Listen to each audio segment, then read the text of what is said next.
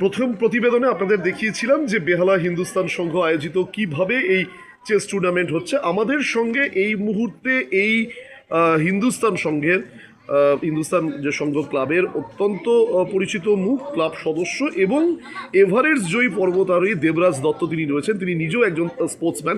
আমি দেবরাজ বাবুর কাছে আসবো। প্রথমেই শুভ নববর্ষ, হ্যাপি নিউ ইয়ার আপনাকে। হ্যাপি নিউ ইয়ার সকলকে। প্রতি বছরের মতো এই বছরও এই টুর্নামেন্ট চলছে।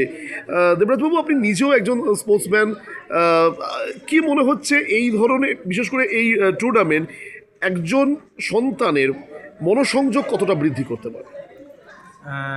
বেহালা হিন্দুস্তান সংঘ বেহালা জনপদের অত্যন্ত প্রাচীন একটি সংগঠন।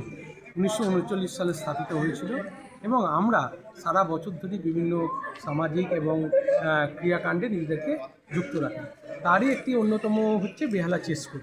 এখানে সারা বছর ধরে এই চেস স্কুলে বহু প্রতিযোগী এই অঞ্চলে ট্রেনিং নেয় এবং সেই কথা মাথায় রেখেই প্রত্যেক বছর বিভিন্ন ক্যাটাগরিতে 2 দিনব্যাপী একটি প্রতিযোগিতার আয়োজন করা হয় এবং সারা পশ্চিমবঙ্গের বিভিন্ন প্রান্ত থেকে ছেলেরা এখানে, মেয়েরা এখানে অংশগ্রহণ করে।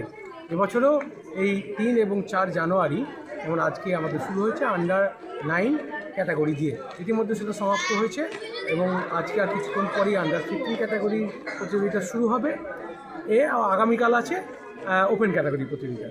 এই 2 দিন মিলে প্রায় 300-র উপর প্রতিযোগী এখানে অংশগ্রহণ করছে। আমাদের প্রত্যেকটা প্রতিযোগীর জন্য পুরস্কার রয়েছে, মেডেল রয়েছে, সার্টিফিকেট রয়েছে এবং যারা র্যাঙ্ক পাচ্ছে তাদের জন্য ট্রফিও রয়েছে। দাবা এমন একটা খেলা যেটা খুবই ধৈর্য এবং প্রখর বুদ্ধিমত্তার খেলা। দাবা খেলার মাধ্যমে ছোটো ছোটো বাচ্চারা যারা আসছে তাদের তো এই অস্থির পরিস্থিতিতে বর্তমানে মোবাইল থেকে দূরে সরিয়ে রাখার একটা সুন্দর খেলা বলবো এই দাবা, যেখানে নিজেদেরকে মনঃসংযোগ বৃদ্ধি হয় এবং বুদ্ধিমত্তার উন্মেষ ঘটে এই খেলার মাধ্যমে। তো সেই জন্য বেহালা হিন্দুস্তান সংঘ এই খেলার প্রচার এবং প্রসারে যথেষ্ট সক্রিয় আছে এবং আগামী দিনেও থাকে। দেবরাজবাবু, বর্তমান সময় আমরা দেখে থাকি সাধারণত ক্রিকেট, ফুটবল, এই দুটো খেলার জনপ্রিয়তা, স্পন্সরদের এগিয়ে আসা সব থেকে বেশি। বর্তমানে আমি দেখছিলাম অনেক অভিভাবকের সাথে কথা হচ্ছিল, তারা বলছিল যে আমার সন্তানকে চ্যাম্পিয়নই হতে হবে, এটা বাধ্যতামূলক নয়, মনোসংযোগ যেন বাড়ে। এই খেলার জনপ্রিয়তা বর্তমানে কোন জায়গায় দাঁড়িয়ে আছে বলে আপনার মনে হয়? দাবা তো সারা বিশ্বের ভীষণ জনপ্রিয়। আপনারা অন্যান্য খেলায় দেখবেন, আপনি ক্রিকেট, ফুটবল কথা খেলাগুলোর কথা বললেন, সেখানে কিন্তু একটা এই খেলায় নিজেদেরকে যুক্ত রাখার পেছনে একটা খরচার ব্যাপার আছে।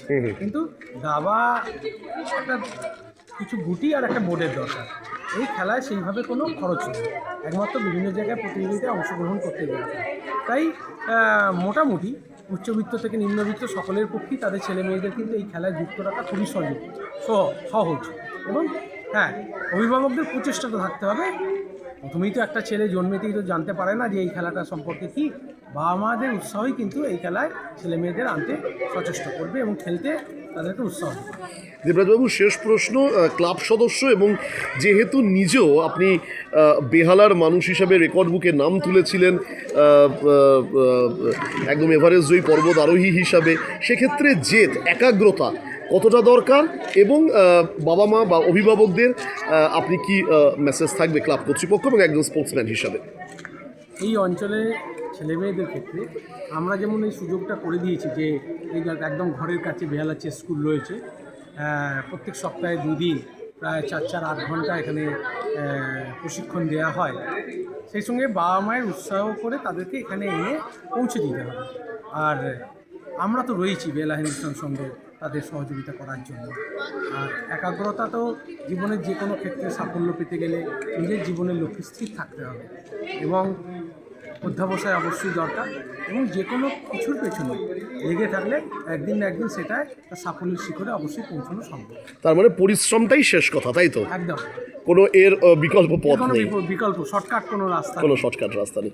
বেশ, অনেক ধন্যবাদ। আমরা কথা বললাম দেবরাজ দত্তর সঙ্গে, অবশ্যই ক্লাব প্রতিনিধি এবং এর পাশাপাশি এভারেস্ট জয়ী পর্বত আরোহী, তার সাথে কথা বললাম এবং একজন স্পোর্টসম্যানের কথা আমরা একটুখানি বুঝে নেওয়ার চেষ্টা করলাম যে তিনি পরিষ্কার বলছেন যে একাগ্রতা দরকার, জেদ দরকার যে কোনো বিষয় সাফল্য আসার জন্য। 2 দিনব্যাপী এই চেস টুর্নামেন্ট চলছে। আমরা এই জায়গা থেকে ছিলাম, বেহালা হিন্দুস্তান সংঘের এই জায়গা থেকে আমরা দ্বিতীয় প্রতিবেদন আপনাদের সামনে তুলে ধরছি। হ্যাঁ